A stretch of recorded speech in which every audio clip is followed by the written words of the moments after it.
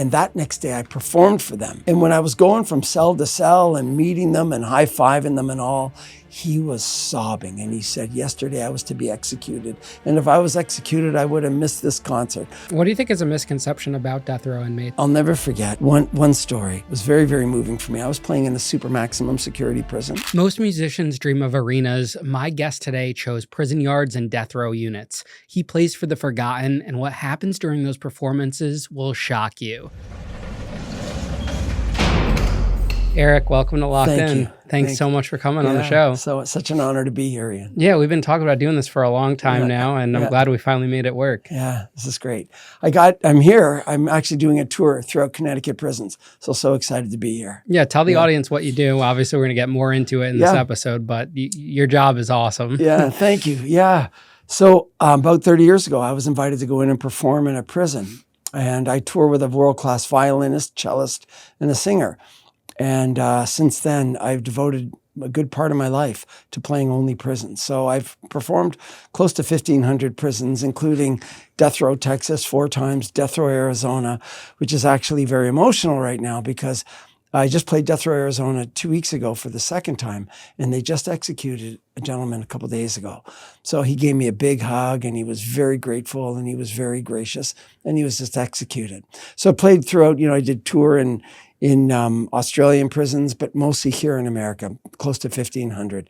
And I'm grateful for every note. And you're here this week performing in different prisons in Connecticut. Yeah, exactly. Different prisons throughout Connecticut. That's so cool. Well, hopefully I'll be able to get to see one of your shows this week here. I'd love that. Where'd you grow up, Eric? So I grew up in Toronto, Canada. Yeah. Oh, you're from Canada? Yeah, originally. And I moved here in 1997. So I've been here ever since. What was growing up in Toronto like? It was awesome. It was awesome. I mean, us boys, you grow up with skates. You know what I mean? And so hockey's always been a big part of my life, and just loved always, playing street hockey every night after school. So it was great.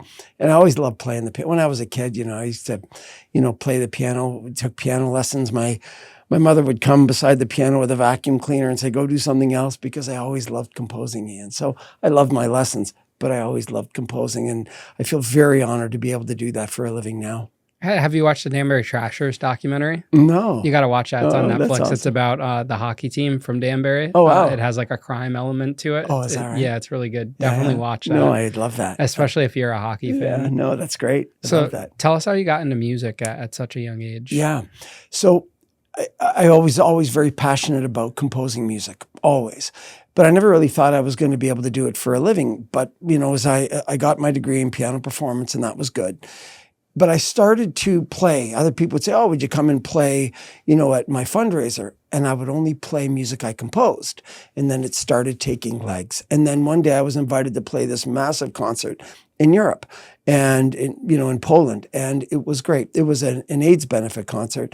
And it went super well. And I thought, okay, I'm going to pursue this. So I started pursuing it. And it was tough, but it was growing and growing and doing very well. And then one day, but I promised myself as a young man, I would never say no. So if someone wants a concert, I wouldn't let money or distance or let anything get in the way. I was invited to perform in a prison. And I went, and it was really an eye-opener for me. The reason it was because I walked in, and it was unlike obviously any other venue you played. And the funny thing is, we've all encountered, prisons, you drive by them, you sort of hear stories about them in the media. But when you're in, it's a very different experience. So I walked in, I marveled at how things were broken. There was nothing beautiful, nothing inspiring. I'm walking down the hall. There's tape on one side of the aisle, tape on the other, and inmates were walking, and they wouldn't cross that line. The guys walking down one side were, walking this way and the other guys this way. There was very little communication. There was very little respect. The lights were this bright fluorescent light that casts a dark shadow. The walls were hospital white. And I thought, this is very bleak. So when you go in and you play and you sort of hear the interaction between some of the SEALs, the correctional officers, and some of the inmates was low. It wasn't, excuse me, sir, was none of that. And I remember being bothered by that because I thought, no matter what's going on in here, there's an element of respect we should never cross. We should never go low, because that does not build up the humanity of the person. We played, Ian, I bring the, violinists and cellists and singers that are world class. all of a sudden the front row got up and ran towards the stage. Now, not in a threatening way. It was in a beautiful way, right? So one guy just, play, just kept on saying, just keep playing, The next song, this guy in the second row throws up his arms and he yells out, I forgot what hope felt like. Now, this guy was in there for a double murder. He's got 60 years. He's going nowhere. And here he is being so moved by this. And at the end of the show, I felt ashamed. And the reason I felt ashamed was because I thought, here I am playing all these concerts and I have never given, there's hundreds of thousands of inmates throughout the country. I've never given these people a second thought. I could have lived my whole life and never considered them as people, not even considered them at all. And I felt so ashamed. I thought, how could I do that, And what I've come to learn and really think about, Ian, is that there's so many people in our civilization that are easily forgotten. I have a beautiful daughter, 21 years old. She has Down syndrome. She'll never finish a sentence in this life, She'll never do anything cool. She's not going to be on the front cover of Vogue. She'll never, be Entrepreneurial Woman of the Year. So people don't really come and want to have coffee with her. They don't come and want to hang out with her. They don't invite her shopping. She's easily forgotten. And it struck me how easily forgotten so many are. So at that point, I thought, I'm going to stop what I'm doing and I'm going to move ahead with devoting a good part of my life to playing in prisons. So that's what I do. I play in prisons, rehab centers, inner city schools for those who, obviously the rehab, those who suffer from drug and alcohol addiction, play in VAs, play with guys who suffer from PTSD, play for those in our society that are really hurting. And I'm so grateful for every note. And I've had very, very strong reactions, to this. I'll give you an example. My last time I was on death row in Texas, I'll never forget this story. I was playing and I left. What they did was in Texas, I'm behind bars and the men are in their cells about 100 feet out. But in between pieces, I talk about my work, right? So I'm talking to them about stories, but they let me in. So I'm in with the inmates. We're separated by their cell door, but I'm right there. So they're putting their finger through grates and I'm shaking their finger and we're high-fiving and then I'm talking and then I'm dropping the mic and where are you from? Tell me about your family. And then I'm going, and I left enough time, Ian, they're in pods. So there's about maybe 50 guys in this pod and I left enough time to hit every guy twice. The last guy I hit the first time was sitting on his bed and would not, just wasn't interested. Most of the guys are up there trying to catch, the shoulder or the elbow of the violinist because it's an awkward setup, right? They're trying to catch whatever they can, but they're up and they're engaged. This one guy was not. No problem. He just doesn't want to engage. I went and played. Then I came around for the second round. And Ian, it was really, really moving because the time I went through everybody, high five, did all that, got to him for the second time. This time he's up. So he's up from his bed. He's high-fiving, sticking his finger through. I'm shaking his finger. I'm talking to him. I drop the mic so that it's just he and I. We're talking. Where you from? I go to leave. He yells, come back, come back. I run up the stairs again. I've only got one piece left, right? It's the end of the show. I left enough time for 2 encounters. This is my second encounter with him. We talk more and he's bawling and bawling, which is not unusual because the violinist and cellist I bring are so good that they make people emotional. So this guy was weeping and weeping and, I was encouraging him, stay strong. And I go down, play the last song. Now I'm packing my gear and I'm leaving. And the host said he felt that was very moving. I didn't know the backstory. So here was the backstory. That guy had tried so he's sentenced to death a couple years prior to, he's not even 30 yet. A couple years prior to that, he tried to have his death sentence overturned to life and he lost. So now all he wants to do is die, and nobody, he never gets out of bed, doesn't talk to his brother inmates, doesn't talk to the chaplain, doesn't talk to the warden, doesn't talk to anybody. He only gets up to receive his food and to go and shower. He doesn't get off his bed other than that. So the fact that he was off his bed and weeping was really unusual and uplifting for everybody around. So I was very moved by that, but that's what beauty does, Ian. So what am I trying to do with the music? I'm not trying to go and entertain. I mean, I'm hoping they're entertained, obviously. The goal is not to go and entertain inmates for a couple hours. The goal is to bring beauty. So I talked about the beginning about how, I was so taken by the fact that these prison environments very often are less than beautiful.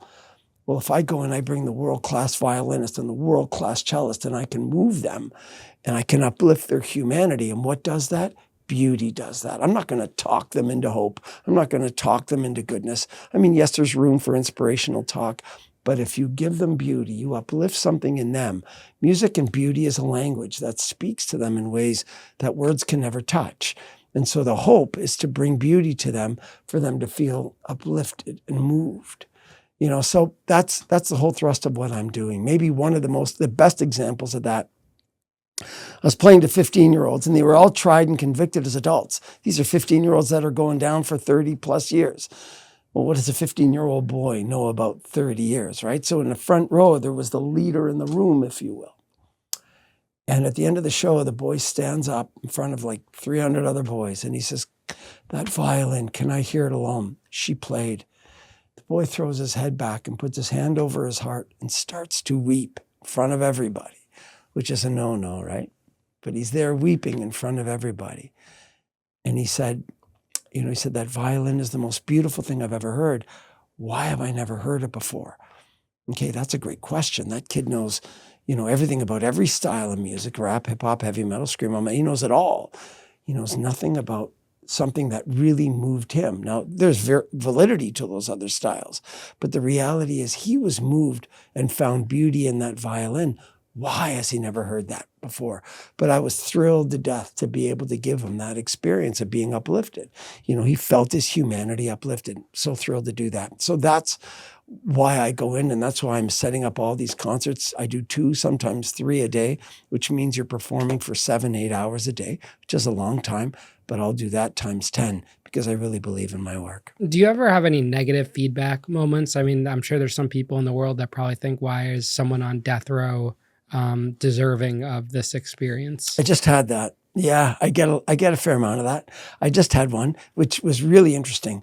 I had just left that death row concert in just a couple of weeks ago in Arizona, and a woman called me up. "How dare you play for him? Do you know what he did?" And she started telling me, I says, "I know everything he did." And she kept on going about how what I'm doing is promoting him and promoting what he did. And I don't buy that. So here's essentially how I look at that sort of thing.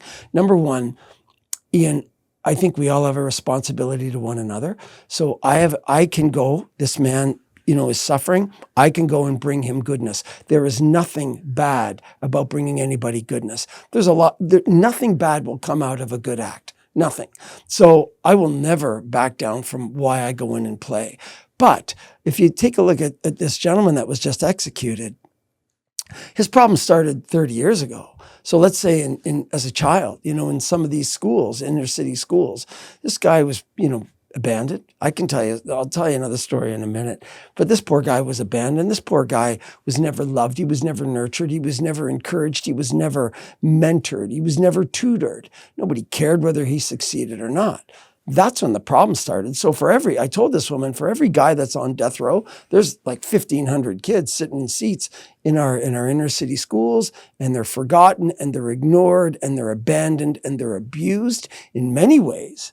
And what are their lives? I mean, a lot of these kids are playing video games that are encouraging violence and making them feel as though their dignity and their, who they are as people, their dignity and their honor comes from who they can dominate and who they can intimidate. Well, that's never good, right? So we have to teach them elsewhere. We have to teach them doing other things. So I'm trying to tell her, if you want to stop the problem, let's go and let's mentor our kids. Let's go in our grade schools and teach these kids. Go after the kids that have no parents and have no love and have no encouragement. Go after and do all we can for them. Then we'll stop this. But to yell at me for going and playing for someone who's on death row, no, that's misguided. I'm going to share with you a story that I find so meaningful. A lot of the guys who are in prison now, they want the media through apps, the prisons.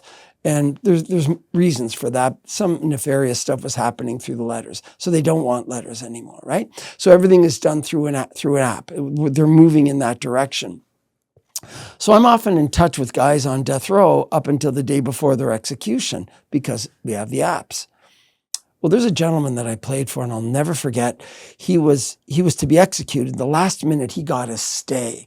He went back from death row to where he was, where they're housing the guys on death row, which is an hour and a half drive. And that next day, I performed for them. And when I was going from cell to cell and meeting them and high-fiving them and all, he was sobbing. And he said, yesterday I was to be executed. And if I was executed, I would have missed this concert. Okay, and that just filled me with so much joy that I could share that with another person, right? We stayed in contact, okay? We wrote letters, we did all that. Okay, now, so every time I would go back, he was like, Eric, I'm up here, because he can't see, and so I'm looking up and turn to your left, and I would turn to my left. Okay, wave, you're looking at me. So anyway, the day he was actually executed. So let's go back actually and look at his life. When he was a kid, he was sexually molested. The poor kid was trafficked from birth. Okay. Then they came and they took him and they gave him with, Child Protective Services. Nefarious things continued to happen. Okay. As he went on, family members got him addicted to drugs at the age of 11, 10, 11, around that age, because kids that are addicted to drugs are very often much more effective at begging for money, stealing money, all that kind of stuff. So that's what he was used for. Okay. So now at 18, he was going to steal drugs from his drug dealer. And, the drug dealer's girlfriend caught him and, he did some bad things. And now he's on death row. He instantly thought, I can't live like this. So on death row, he wanted to be helpful. He became a leader on death row. This guy was doing like book studies. He was, okay, we're going to study Plato. We're going to study Aristotle. We're going to study different things and we're going to talk. Now they're all in individual cells. So they're doing different good things. And he stopped calling it death row and started calling it life row and wanted to give the guys hope and constantly gave them hope. Okay, so here's a guy, and then on the day of his actual execution, which happened not too long ago, he turned to the family and he said, I'm so sorry for what I've done to your family member. I'm so sorry. If I could take it back, I would. All I've done in this life is take. I didn't contribute anything good. And then he says, but I lived my life on death row to be good and honorable so that I can turn to you one day and say how sorry I am. I wanted to live up to the fact to be worthy enough to say that I'm sorry and I'm begging you to forgive me, not for my sake, but for yours, so that you don't carry this around anymore. And then he laid on the table and then he was executed.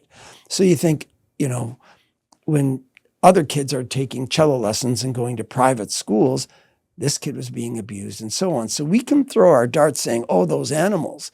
And I'm thinking, okay, hold off with those animals statement.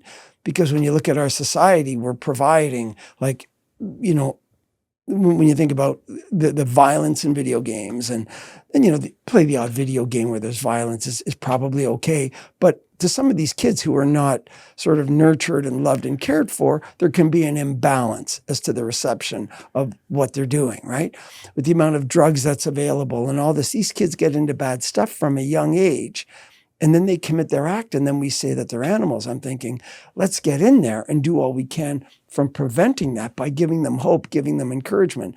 So, Ian, I go in and I play for those kids. I'll spend my life in those inner city schools so I can show them something different. I can make them feel uplifted. I can make them feel good about being human. And at recess, they go out and they're imitating my violinist. It's great. So that's the thrust. Fellas, listen up. If your bedroom performance has been feeling like a participation trophy instead of a championship belt, it might be time to call on the trainer. Blue Chew's tablets are like strapping a sweatband around your crotch and sending it to run stairs in Philly while Eye of the Tiger blasts in the background. Blue Chew is the original brand offering chewable tablets for better sex. Think of it like turning your downstairs from local sparring partner into undefeated heavyweight contender. I'm telling you, after using one of Blue Chew's tablets, my junk started shadowboxing in the mirror and yelling, "Yo, Adrian, we did it." I didn't just walk into the room, I slow-mo trotted in like there were fireworks behind me and a hype man screaming, my name. Last time I used it, she looked at me mid-round like, did you drink pre-workout for this? My hips almost asked for a timeout just to splash water on themselves and get motivational advice from my fictional coach. True story. This isn't just about performing, it's about delivering a standing ovation performance where even the neighbors start slow clapping. I mean, guys, be real, who doesn't want that to happen? Be the Rocky of romance and let Blue Chew help you go the distance. Get in the ring at bluechew.com, and we've got a special deal for our listeners. As always, get your first month of Blue Chew free. Just use promo code LOCKEDIN at checkout and pay $5 for shipping. That's it. Join Blue Chew's mission to upgrade humanity one thrust at a time. Head to bluechew.com for details and safety info. And as always, big thanks to Blue Chew for sponsoring the podcast. Do you think that's an example of that even if someone's on death row, they can find redemption in their life? I do. 100%. You know, it's funny because people say, well, why bother going into there? And I'm thinking, you know, they're not forgotten. They have dignity, just like you and I have dignity. They, you know, these are people, even though they're on death row, you think, oh, things are hopeless. Things are not hopeless. They still have thoughts. They still have, you know, ideas. They still have dreams that they may not sort of fulfill on the outside, but internally they can. They read good things. They encourage good thoughts. They, you know, sort of constantly stimulate their mind. It can uplift the human soul. It can uplift the human heart. So are they worthy of redemption? Absolutely. Until our last breath, nobody is beyond redemption. So I think, yeah. So they're no less alive, Ian. They're no less worthy than you and I. So we put our judgments on, but those judgments are ridiculous. So I know there's a lot of situations I can't fix, but I can go and give what I can give. And if I can go in there and take great musicians and uplift them and uplift their humanity, I'll do that all day long. I mean, I have, you know, bins of letters from guys saying, Eric, you gave me hope. I got the craziest phone call once. 3 minutes before a show, a guy said, you came into my prison and you performed 5 years ago. He said, I was ready to take my life. He said, all my friends had already done it. I was hopeless. And I came to your show and I was filled with hope. He said, I'm getting it. I'm out. You'll never hear from me again. So what was it about the beauty of my violinist and cellist that moved him and uplifted him, that allowed him or invited him to see humanity in a higher way, which meant it gave him enough hope to see life worth living? Well, that's a mystery. What brings us to that point? So I think you can take a man who's, you know, on death row and make him see that life is worth living, you know? So yeah, you give up on nobody. What do you think is a misconception about death row inmates as someone that's spent time with them closely, probably as much time as, say, correctional officers would? Yeah, if you were going to ask me what's the biggest misconception, I would say with death row inmates and probably inmates who have 5 life sentences and so on, I would say this. I would say that we have a perception of what these people are like. Ian, these are men and women, but you got to picture this. Like after a show, they come up and they hug you. And I'm so grateful you came. And they're weeping and sobbing and saying things like, you have no idea what you did for us. Now, it's got nothing to do with me. I just go and I give them these great players and they're uplifted. So I would say the biggest misconception is that they're these hardened people that have no feelings, no thoughts, nothing productive, no emotions. I would say that, I have met, a very high percentage of them have incredible emotions, have deep, deep thoughts. And those who have done nefarious things are incredibly remorseful. So we have idea of these hardened criminals. These hardened criminals are people who wish they never did what they did. And situations and environments sort of provide an environment for them to do it. So if you were to tell me what's one of the worst things in the world, drugs are making people do things that they wouldn't in a million years normally do. So Ian, when I'm on death row and I'm playing for guys that a lot of them don't even remember what they've done, So and talking to different people who work up there all the time and know these guys and inmates who have been released, they're all my friends, and I'll go and stay at their homes when I'm down there performing. And, the fun thing is that they will say that drugs have such a high percentage because it sort of messes up your perception. It messes up your, your availability or your ability to think and your ability to sort of make, prudent decisions and so on. So you do things, rashly that you wouldn't normally do. And so they do terrible things that they wouldn't normally do, that their personality. So they're either high when they do their act, or they're in the middle of an addiction, which completely throws off their ability to make prudent decisions. And so, what is the biggest misconception? Oh, that these guys are animals that don't care about life, that don't care about their life, that would do anything to anybody. That would be the first misconception. The second misconception is that a lot of these guys are suffering from mental illness. Now, when there's mental illness, there's criminal activity, but are they criminals? And so I just sort of look at it and I think, there's a lot of people that where activity has been done and horrible, horrible things have been done.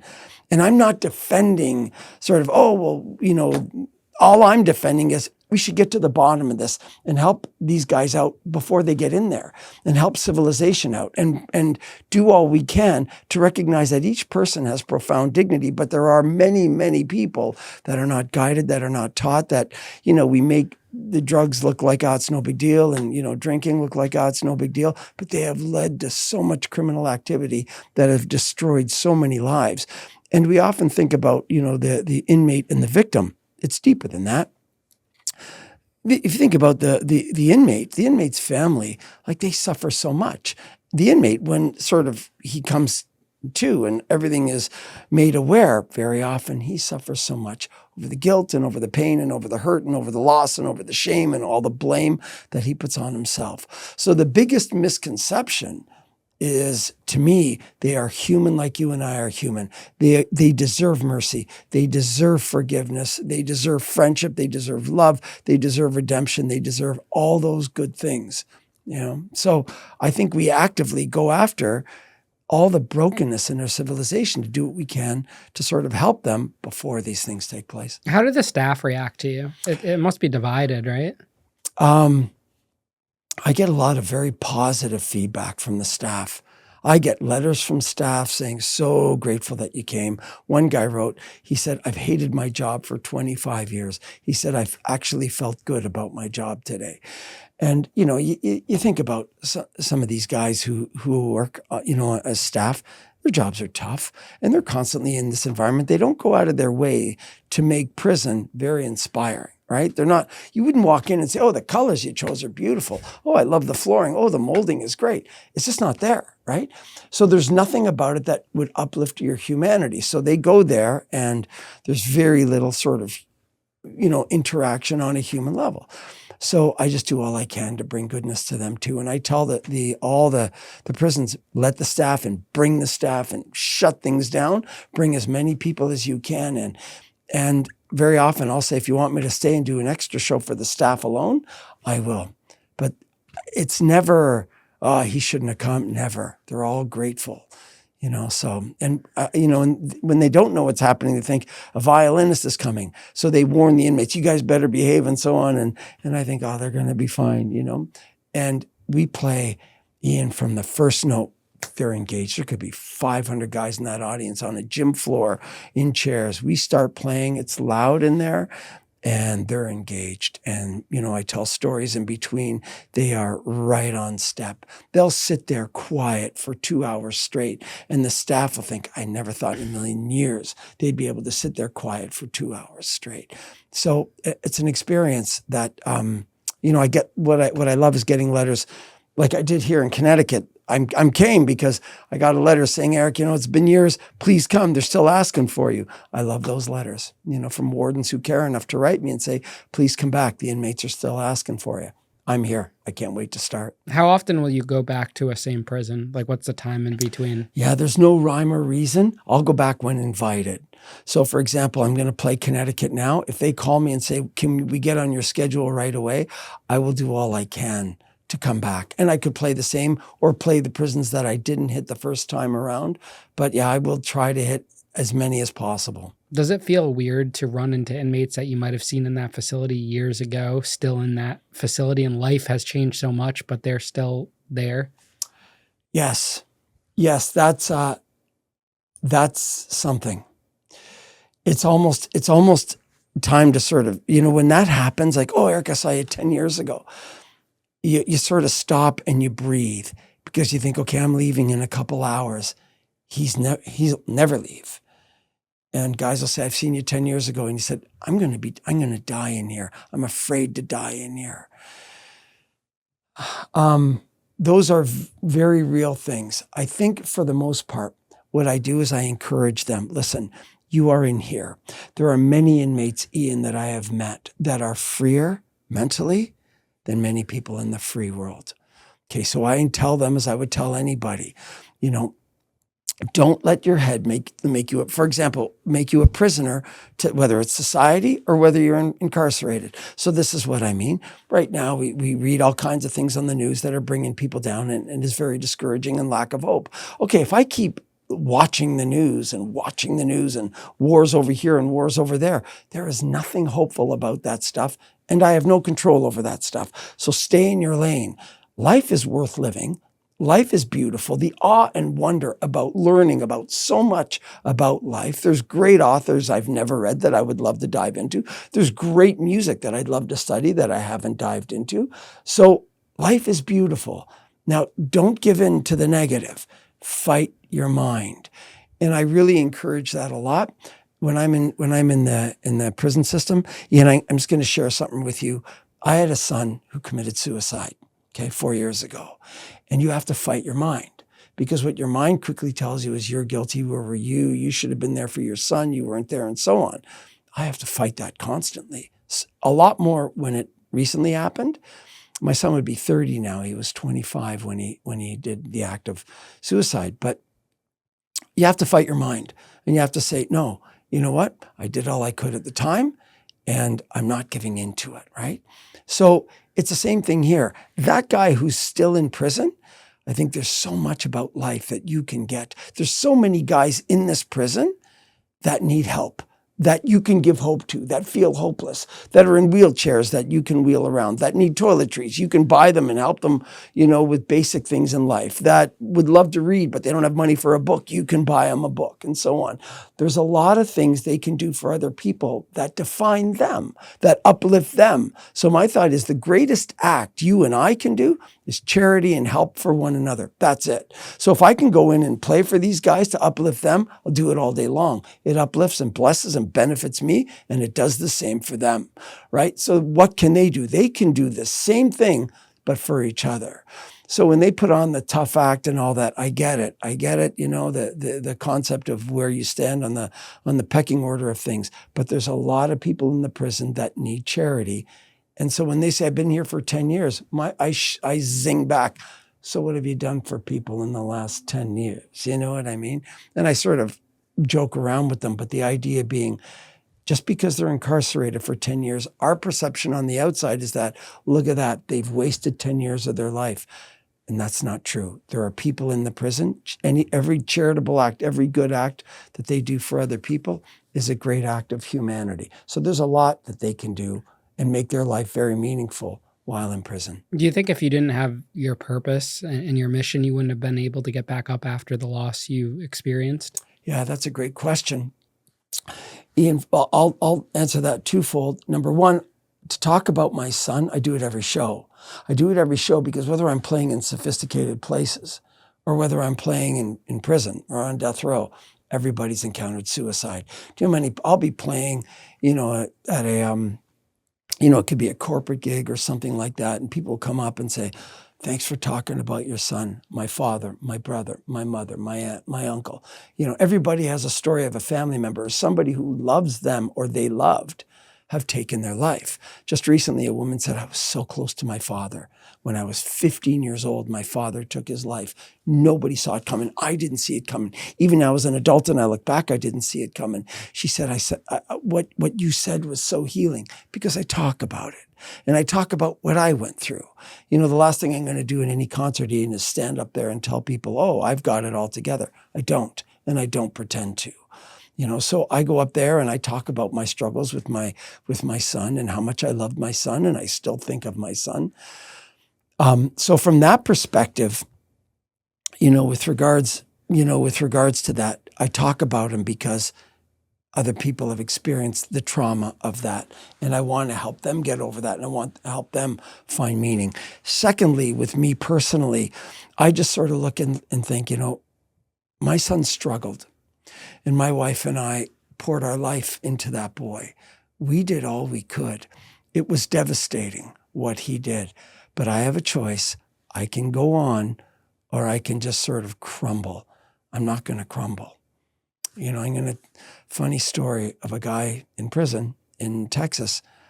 I'll never forget this guy. After the show, he grabs me and he says, I live with the pain that I caused that family when I was 19. I said, buddy, how old are you? He said, 91. I said, you've lived with the intensity of this pain for that long? He said, like it was yesterday. Okay.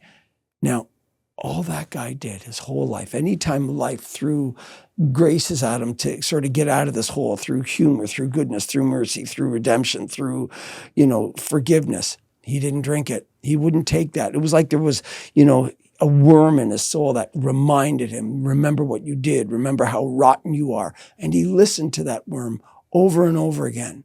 And every time life sort of said, hey, let's get out of this now, he wouldn't do it. And he basically, I would never look at another man in the eye and say, you wasted your life. But if I ever did, it would be him. Not because of his crime and not because he was incarcerated, but 100% because he would not do anything to lift himself out of this sort of self-imposed hole over the crime he committed. So I look and I thought, I'm no better than him. I'm not smarter than him. I'm not more dignified than him. I am him. So I'm just not going to play that game. I'm not going to let my mind win those fights. So Ian, that's the battle. The battle is, are you just going to kind of give in to the despair that, okay, oh, look what your son did. Oh, look at what your son did. And I think, okay, my son suffered. And sometimes I have to sit back and sort of retell myself everything that went on and just keep going. There's so much in life to do. You just keep going. And you keep going by bringing goodness to as many people as life presents. And so I admire you for what you do, the goodness that you bring and the awareness that you bring to people and the hope that you bring. You are my daughter's hero. So Ian, it's awesome what you're doing. You have the ability to do this as a service to many. I love that. So we just do what we can. And that's what makes us better men to ourselves, is to do what we can with the gifts we've been given in life to bring goodness to others.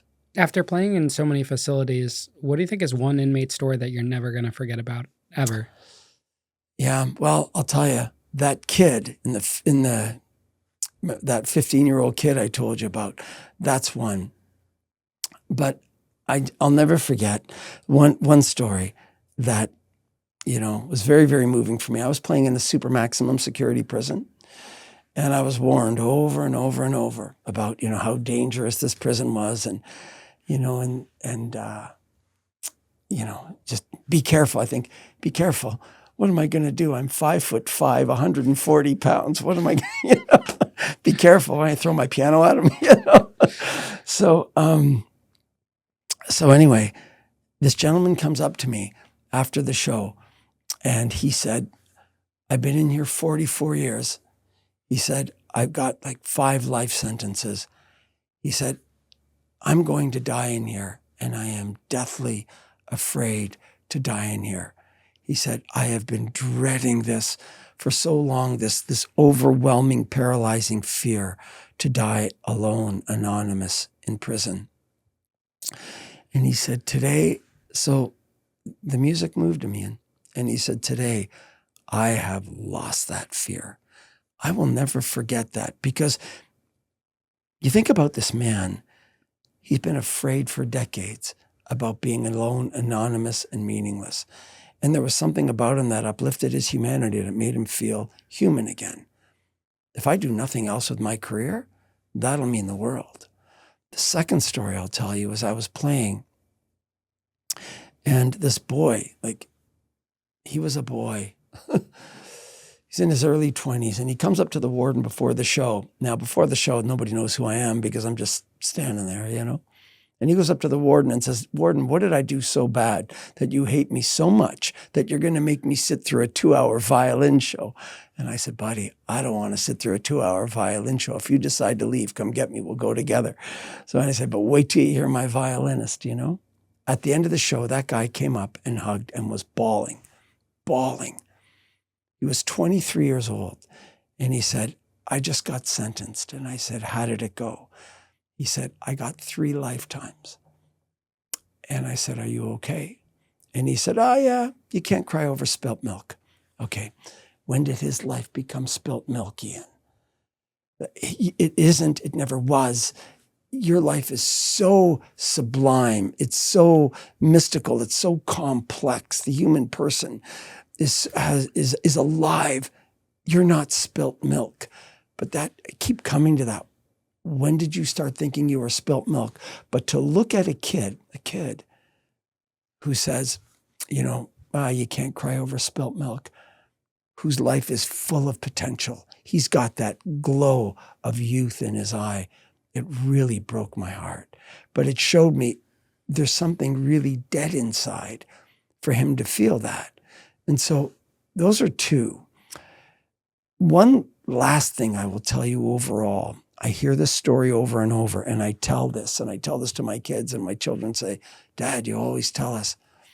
Ian, countless times I go into these prisons, and you see, they'll tell me, "Oh yeah, that guy over there got 23 years for vehicular homicide because he went to a party and he had a couple of beers and he was on his way home and he killed somebody on the way home." And the accident the last one that I heard of, the accident wasn't even his fault, but it doesn't matter. He blew over the limit and all he had was a couple beers. And I just think, how many lives did that ruin because he could drive after just a couple of beers? Now, many people drive after having many, but I look at this and I think you had 3 kids. Your family lost that income. This person lost their life over a couple beers.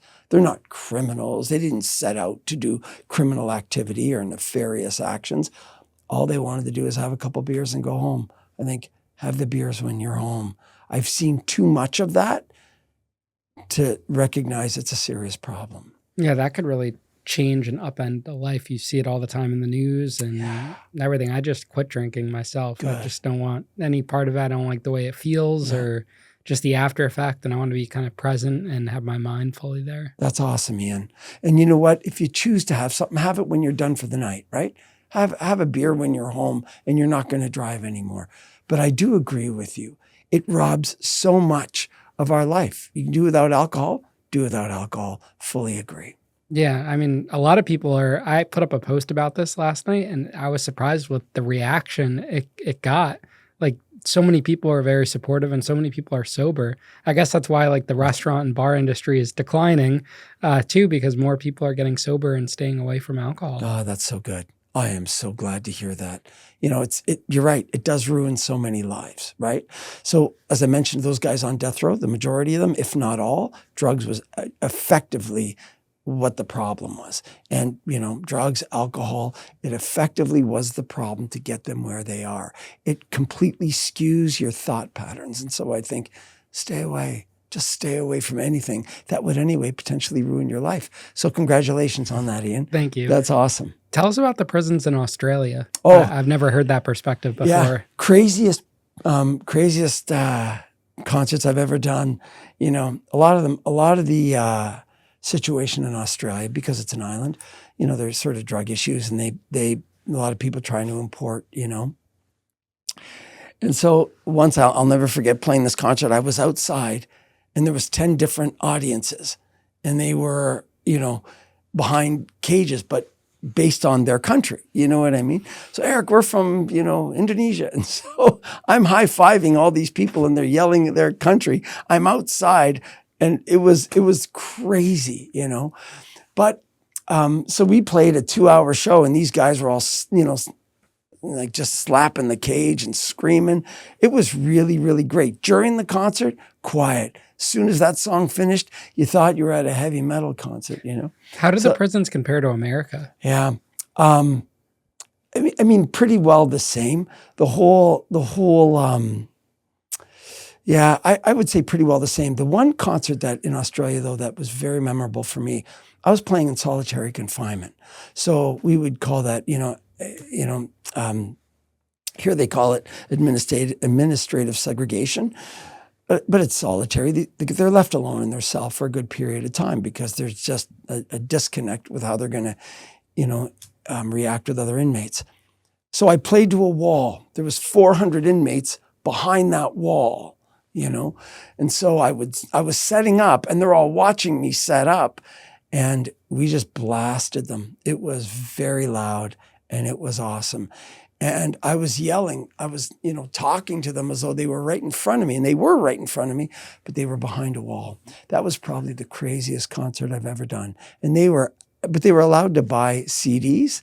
This is a lot, this is 10 years ago, and sold a gazillion CDs to those inmates. They were so responsive. It was really beautiful. And as guys get out, I get a ton of emails, so it was great. Did you get to witness the food at all over there? No, I didn't. And here I'm always attentive to it because they say, oh, these guys, they have high blood pressure. And I'm thinking, what's going on in the food? You know what I mean? They think, oh, no, they're under stress. That's not stress.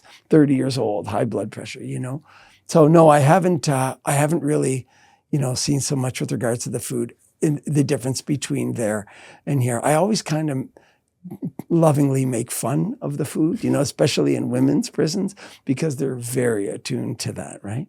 And so, but there is a big, I wouldn't notice between them and here, but I do notice a big difference between men's prisons and women's prisons. Yeah, tell us about your experience in women's prisons. Yeah. So I talk about my family a lot in the concert, as I mentioned. So there's, I have a beautiful daughter with Down syndrome, but she has special needs.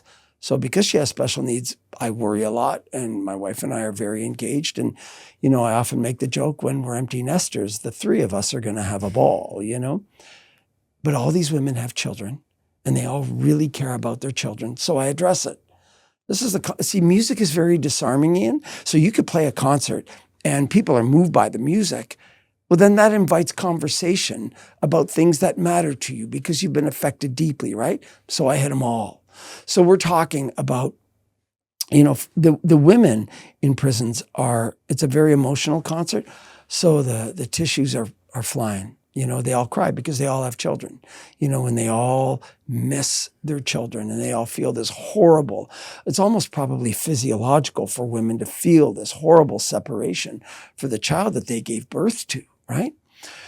So I talk about children. I talk about my children. I talk about their children. I remind them, I'll never forget. There's a point in the show when I'm talking about the dignity of the person. And then I tell them, I said, if you are mothers or if you are fathers, if I'm talking to the men, I tell them, remember you are fathers, or remember you are mothers. Your child longs for you. You are written on the soul of your child. Who's ever looking after them is probably doing an awesome job, but your child yearns for you. And so I encourage them. You can call your child. Oh no, my child doesn't want to talk to me because I'm in here. Whether they recognize it or not, Ian, those children get satisfaction. They feel uplifted if they know that their mother or father who's incarcerated is doing well. So I tell them, you do everything possible to uplift your life so that you can present to your child that you are doing good and meaningful things in prison. That will give them dignity, knowing that you are making the most of it. If they think that you're cowering in some corner and just sort of rotting away, that will deflate them, and that will invite them to a life of despair. Why would you do that to your child? You do everything you can. Nobody's asking you to live a perfect life, but look out for charity. Look out for good things you can do. Look out for productive things that you can do for other women, in the women's prison, other men in the men's prison. And then I tell stories, and I tell stories about that. So I tell them, I said, if you're estranged from your child, if you don't have access to calling your child, write them a letter. And if you don't have access to that, write a letter and leave it in your cell. And just every day write about something that is meaningful to you. Tell them, I watched a movie today and this really moved me. And then write about what really moved you. Because your kid is going to come and find you one day. And they're going to say, you never thought of me in all these years. And then you hand them the boxes of letters. and you just say, I thought of you every day. I just didn't have access to you. That would be such a beautiful, meaningful gesture, because they are always, whether they know it or not, they are always pulled to their parents, right? And it's the same thing with regards to the men. So you know what I do with everybody? I offer free music to everybody. Everybody, inmates, I tell them, my music, I have 6 CDs in circulation. My music is free for you for life. I tell them, you send me an email, or you send me a letter with your dad, your mom, your brother, your sister, anybody's address. I will mail it to them. And so I said, if you're estranged from any family member, your son, your daughter, your mother, your father, write me their address. I'll send them some music, and that'll be a point of contact. I get so much mail. Thank you for sending my dad a CD. We're talking again. I got a call from my mom today. Thank you. We're talking again. Just a little thing like that, right? So the difference is, I feel that women have this pull towards their children. One man came and whispered, and he said, Eric, we cry at your concert, but then we put the tough face on after. So Ian, all I can say about that is that they weep like everybody else, whether it's externally. Very often, I've had the toughest guys in the world. Eric, can I give you a hug? And I'm thinking, yes, but don't squeeze, because I'm a lot smaller than you. But these guys are hugging me, and they're sobbing, and I cry with them. And you know what, Ian, you think, oh, well, that's good work. You must keep an emotional distance from these guys. I don't. You know how I tell you I don't? Because there was one guy that really did not want to be executed. And I was writing his lawyer, telling him, tell them this, tell them this, tell them this. And we were going back and forth. And he got a stay at the last minute. And I thought, and he wrote me, he said, brother, I got to stay. I'm going to see your show in 2 weeks, because I was going in 2 weeks later. And then I said, that's awesome. I wrote him back the next day, didn't hear from him. Wrote him back an hour later, didn't hear from him. Painfully went to the news, and they had overturned his stay. I went in my barn, Ian, and I cried like a baby. So I don't have this separation. I'm there. I'm with them. These are my brothers. These are my friends, and so on.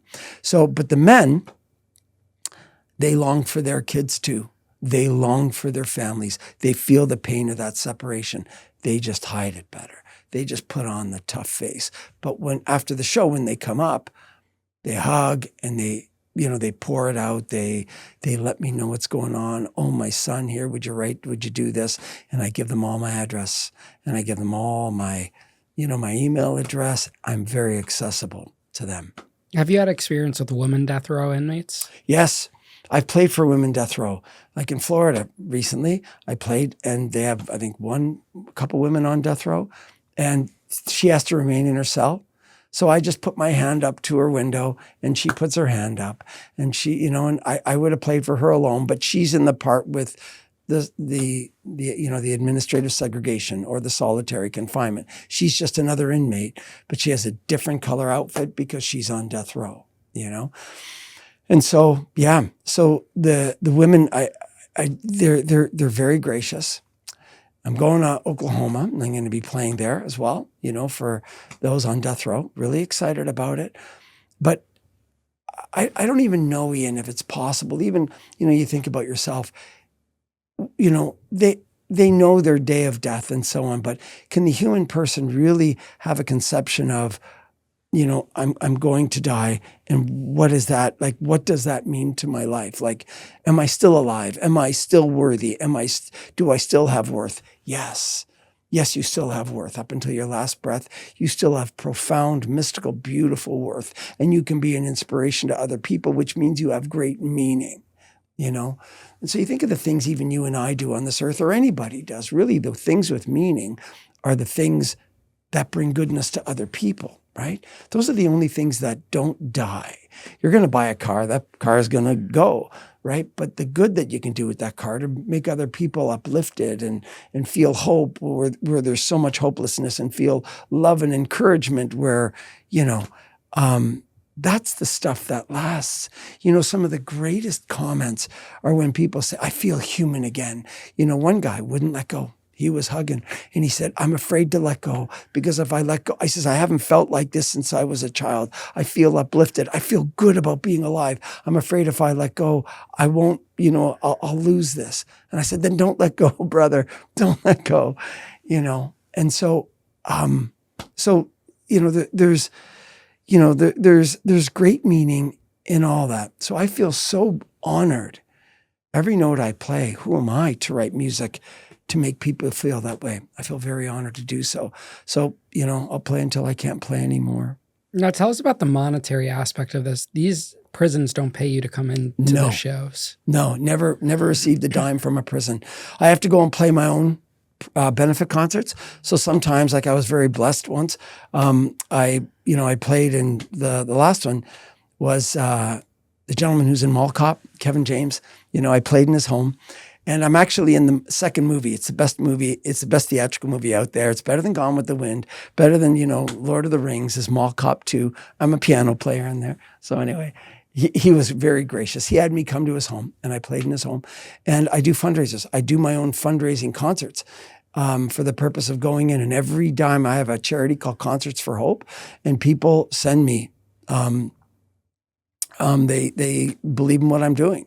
And they are very gracious. So most of the time, though, I go and I play in, it could be in country clubs, could be in churches, could be in small concert halls for the purpose of raising money for my work so I can go and do this. Because as you can imagine, I take a violinist, cellist, and a vocalist. I have all the equipment. I have to drive and fly people over. You have hotel expenses. My concerts cost me a lot to put on, But when you get response, and if it was just entertainment, Ian, I would do it on the side. But this has meaning. And so, I will go to great lengths. And there are many times when, the money is tough. A lot of people have the attitude, why would I give to them? Well, I am playing to a lot of inner city schools as well. I play to a lot of vets. So I play to a lot of, people who, have suffered in war, people who are suffering from PTSD, and so it's just me going out and sort of hustling that way. But, I'm going to tell you a funny story. There's a guy that I met when I was going into death row. He always carried my bags, which was good because he's strong and I'm not. And so, going down in death row, Texas, you're going into some narrow hallways and I'm thinking, okay, carrying all that, I'll take the help. And he got out recently. And he said, Eric, when I was in prison, I got into 600 fights. 600. He had a 28-year sentence. Okay? 600 fights. And, you think about how absurd that is. You're an adult. For one man to actually turn and to be forceful or in any way aggressive towards another, that's childish. That's behavior for kids in a recess, in school that don't know how to sort of work out issues, but that's the problem, right? Was he ever sort of addressed? And, he stopped it as he got older. I mean, he was the head of a gang and, he is the kindest, the gentlest man ever. But I challenged him. I said, you know what? I said, to find 600 people that are weaker than you and beat them up, that's not tough. I said, you want tough? Go and find the guy you like the least and befriend him. And he may be the weirdest guy in the whole prison. Go and befriend that guy. Make sure he feels that he means $1 million to you, And he says, oh no, I can't do that. That guy's weird. Yeah, he's weird. He's weird because he suffers from things that you are blessed not to suffer from. Go and befriend the guy. Nobody asked you to heal him. Just go and uplift his humanity a little bit because he's easily forgotten. So you look at this humanity, Ian, is so easily, oh, well, I don't want to hang around that guy. Yeah, but that doesn't mean that guy's not worth hanging around just to uplift him. So what if it causes you some angst or some just agitation? Go and do it for him. Kill something in you, that resistance in you to uplift something in him. That's manhood, right? Okay, so this is what I'm really trying to do. So I'm trying to go and give them their humanity. I'm trying to go into inner city schools and remind them what it means to be a person and what, when they grow up, what they should look like so that they don't end up over there. So in terms of the money, what I'm trying to tell people is this isn't just me going in and playing music. I'm trying to go in and sort of reach levels of humanity that we're reading about, all these sort of things that are happening in our society that are violent, that are aggressive, that are bad, and I'm trying to do all I can to prevent them. Now, I'm only one person, and I can't pretend to change the world, but I can change what's right in front of me. So, Ian, my goal is to raise enough money so I can just keep doing these concerts over and over and over. What's one lesson that playing in all these prisons has taught you over the course of this career and journey? Yeah. If there's anything, it's something that I always theoretically knew, but until you sort of do this, you don't really know. It's sort of theory. Every religion alive has a version of what you do for those who are most vulnerable, you do for the divine. Okay, forget about religion. Forget about, your perception of religion. But why is that out there? So Christians would say, what you do for the least, you do for God. Okay, so there's this theory that what you do for those who are most vulnerable, you do for the divine. Well, that just sounds dumb, really. Why? What does the most vulnerable have to do with the divine? To me, over and over, Ian, it shows that there's a real complex dignity in the human person that is undefinable. Okay, so if every person has this profound dignity, then what I go and do for those who are most vulnerable, those who are easily forgotten. Nobody's in my concerts. Like when you think of, I should be taking these 10th best violinists in concert halls so that people are writing reviews and writing great reviews so that they build their legacy and they build their career. When I'm on death row, who knows about those shows? The guys on death row, me and a couple of COs. That's it. There's no legacy. There's no money. There's no career. There's none of that. So why do it? I do it because there's meaning, because they're easily forgotten. And I just have to sort of never forget that they have this profound, unspeakable dignity that I can't define. But I trust it's there because the greatest thinkers in history have all agreed that what you do for the least, you do for the divine. So I'm going after the least and I'm trying to uplift them because I truly believe that what you do for the most vulnerable in your civilization is how you regard your civilization. So I have an ability to do that. I'm very grateful. I didn't give myself this ability. It was something I was born with. I worked at it, but I've been given this ability that I can take great people and go in and play for those who are hurting the most, and I can uplift them.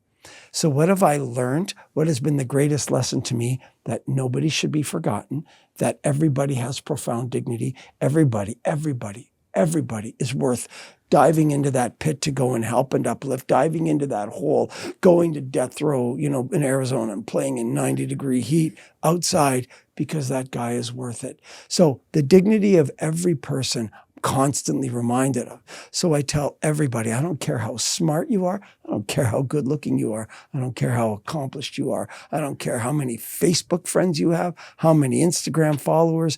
You have profound dignity right where you are. And any lies that come to your head that would encourage you to think otherwise are lies. Don't drink the water of those lies and keep going. Yes, better yourself if you can. Go get a job. Go do better studies, but that doesn't give you the dignity as a person. So, Ian, if you were to say, what is the one thing? The one thing is that everybody has great dignity, and I can go and share this gift I have to uplift them, and I will do it till I die. Eric, I appreciate you taking the time to sit down with me today. Ian, it's been an honor. Yeah, it's an absolutely incredible conversation. Thank you. I look forward to you coming into the prison with me. I'm sure you're going to be the hero of all those guys too, Ian. You're doing great work too. Thank you, and Thank same you, to friend. you.